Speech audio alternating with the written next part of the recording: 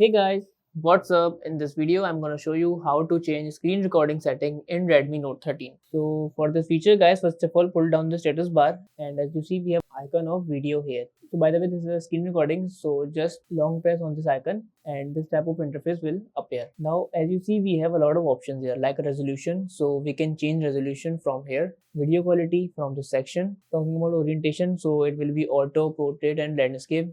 Whatever you want, you can set it. If we're talking about sound source, so just click here and we have system sound like the sound of the system will catch on the video. We have mic option, we have mute option also. Talking about frame rate, so yes, we have a lot of frame rates here. You can choose anyone. After that guys, if you want to show touch gesture, so you can enable it like if you tap on anywhere, so the mark will be appear. And show button tap, so if you want to enable visualization navigation button tap, so you can enable this feature.